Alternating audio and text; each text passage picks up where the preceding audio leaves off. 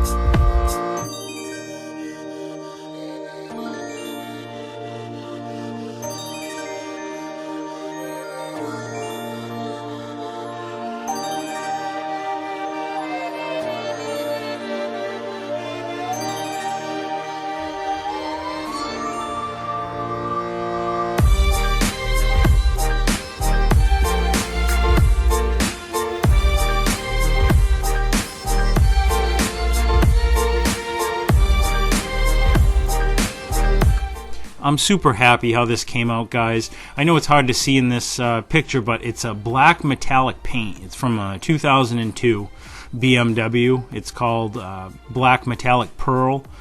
And just to go over kind of some of the things that we did on this, it's got new tires. We found that the bike had been crashed, if you remember.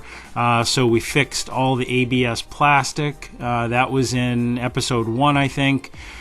We fixed all the crash damage from the front end. The forks are off an E.5 Suzuki. We replaced the windscreen. It's a Memphis Shades windscreen. Yeah, I'm just overall happy with how this project came out. It's got new brake pads. There's very little stuff we got left to do other than take it on a test ride. So let's do this.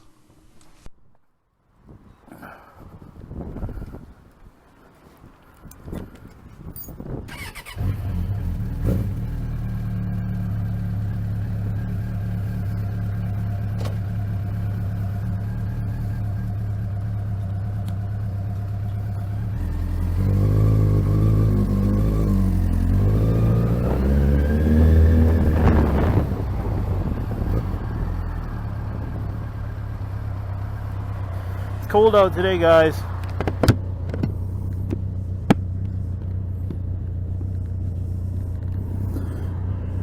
It's like 47 degrees. And the audio quit on me. So, but don't worry, you'll be able to hear the bike and all that. We get it back here in a little bit. But what I'm trying to do here is I'm heading to Walmart to pick up some more oil. I'm running synthetic Castrol. It's that 4T motorcycle oil in it. And I've got about 200 miles on the bike and about 200 miles on fresh oil, but because this bike has been sitting for like 4 years, I don't think that this bike was overly well maintained, so I want to make sure that I flush out any kind of accumulated sludge that might have been washed away by my new oil change. So I'm on my way to Walmart to go pick up some oil. Unfortunately, they didn't have any, so I'll have to look around elsewhere, but yeah, this bike is going super great. It's very dependable, very healthy, strong motor. I'm super happy with that. So they didn't have any oil here. I did pick up some Zycam though, because I'm feeling a bit under the weather today. I think I just been burning the candle at both ends a little too much. Overdoing it a little bit. I need a day off, you know. Alright, let's get out of here. Let's go for a ride.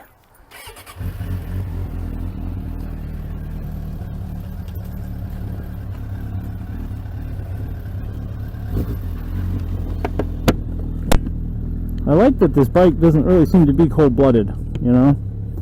I kind of like that.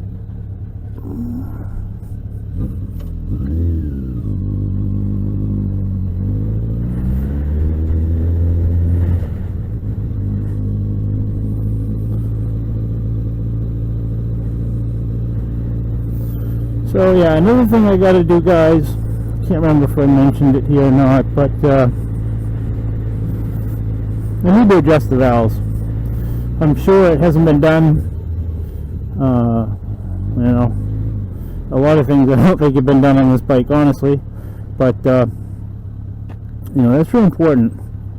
I don't really have a lot of knowledge about it, on how to do it, but I don't think it's that difficult, you know. I think it's something I could figure out fairly easy.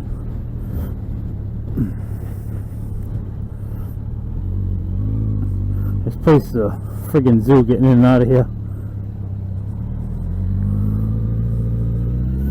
So yeah, I don't think it's going to be that difficult to figure out how to adjust the valves, but it's something I think I need to do just as a, you know, maintenance procedure. I held off on doing it initially when I had the bike all apart, just because when you start messing with the valves are what time the engine. So, you know, it could throw my carburetor out of balance a little bit. So I kind of seem to think that if I'm gonna adjust the valves, I'm probably gonna need to balance the carbs. You know what I mean?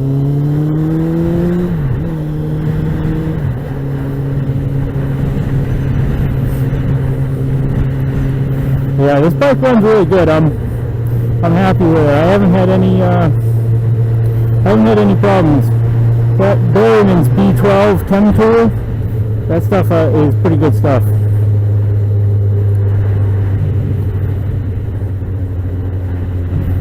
Yeah, if you guys haven't seen that, I put 4 ounces of that to 5 gallons of fuel, and came right out of it.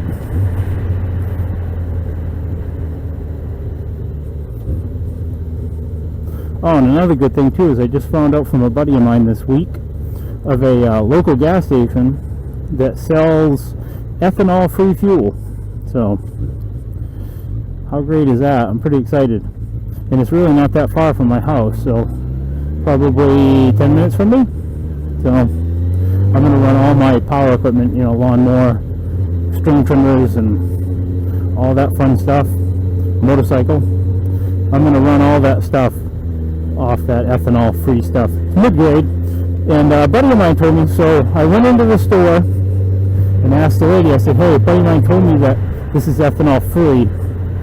Is that true? Because it's not advertised out front. And she said, yep, the mid-grade pump is ethanol-free. I'm like, huh, sweet. So,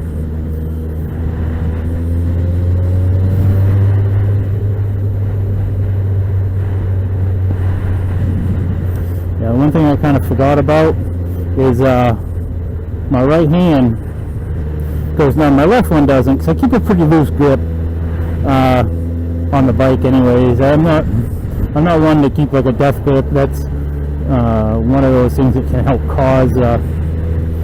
cause vibration issues, or arm pump.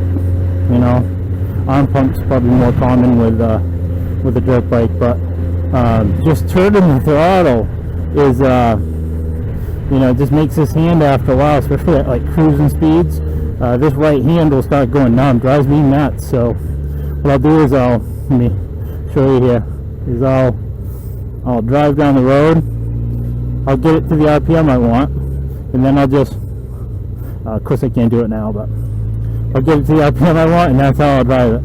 Just like that, with just kind of like palming my hand so that it holds the throttle open. You know, it's almost like, you know, if you guys have ever worked construction at all, you know, you run like a rotary hammer drill for a while, that'll do that. That's like real bad. Like, and you run those, if you do them without gloves, your hand actually will just start tingling. You know, it'll go numb. That's kind of what, just from the vibration of the bike going through the bars and stuff, you know.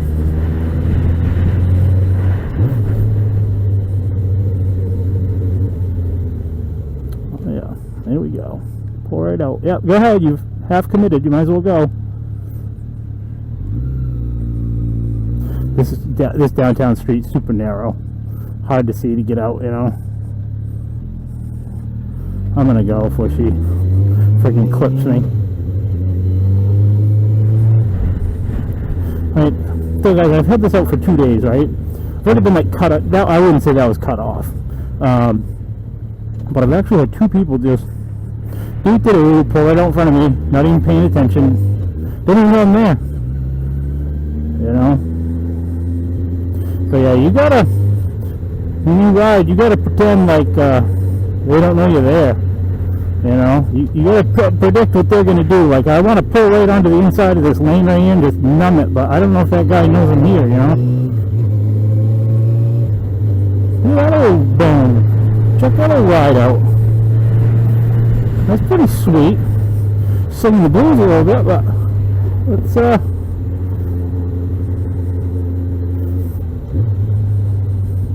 that's pretty nice looking. Body looks pretty straight. Oh, a little wavy in the door, but that was pretty nice.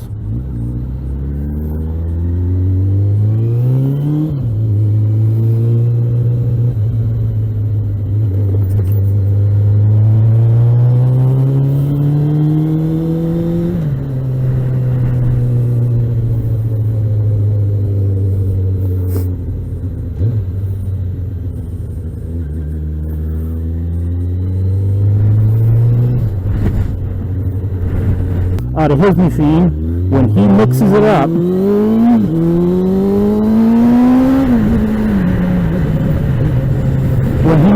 the paint, it as it's coming out the nozzle, it shows the cost of the paint as it comes out. So the paint was like $270, not including the clear. So I got very few things left to do to get this bike so that it's just about perfect. You can see that the fuel gauge isn't working. Sometimes it will, sometimes it won't. So that could be a couple things. It could be either an electrical connection, or could be a sending unit. It's probably the sending unit or a connection, one of the two. There's a little plastic button that you can see down on my left handlebar. That's missing for some reason, so I got one of those on order. But all in all, this is a real healthy, strong, just a solid feeling bike. When you're cruising on it, it doesn't feel all rattly. It just feels solid. It feels planted. It's just a very comfortable, solid feel bike. And one other thing is, I think I'm going to have to put chain and sprockets in it because that's my fault. It's no one else's fault. If you remember watching in episode 1, I hauled it back during a snowstorm. All the salt and everything else was spraying all over the bike. And I got it home. I just pushed it in the garage and let it sit. And it sat in my garage for a few weeks, covered in ice and salt and everything else, and the chain rusted up on it. So that's my fault. It had 11,100 miles on the bike when I bought it, and probably I put chain and sprockets on it now. And I don't know, I may even re-gear it. Back in the day, I used to gear my bikes down so I could, do 0 to the speed limit, of course, really quickly. But now, as I'm older, I'm looking to cruise at highway speed without having the motor singing a full song to me, So this thing tacked right out pretty high. At about 65 or so, it's tacking around $5,000, I think, and I want to kind of lower the RPM. So I might gear it up, put a taller gear in it maybe. But all in all, super happy with how this bike's come out. I've got a new microphone on the way, so maybe we'll do a little cruising this summer. In between projects. This series, I've shown you guys a few things, what to look for, what to be cautious of if you're going out trying to find a used motorcycle on your own. Because it could be a risky gamble. I don't have a whole lot of knowledge about what I'm looking for, and you guys saw how much from episode 1, how much effort or thought I put into looking the bike over. So it was kind of a risky thing to do, but I took my chance. I made out well. I picked the bike up cheap enough that I wasn't going to get hurt on it if there was something majorly wrong with it. So that was a huge considering factor in my decision to make the initial purchase. But, if you guys are purchasing a motorcycle for yourself, just make sure that what you're picking it up for, if something goes really bad with the motorcycle while you own it, that you could still come out the other end, hopefully making a little bit of money, or at least breaking even. I want to apologize for the audio problems that I had, but to rectify the problem, I do have a new microphone coming. If this is something that you like, please don't forget to rate, comment, and subscribe. I know it's a little bit different than my usual content. We'll get back to that. You can see the TRX Honda rebuild here over my shoulder, and then at some point we'll get back to some welding. If you guys want to find out what I'm working on, you guys can check the links down below. I'm on Facebook and on Instagram. I'm always posting there before it makes it up here to YouTube. Thanks for watching, guys. Have a good day. I'll see you next week. Stay safe. See ya.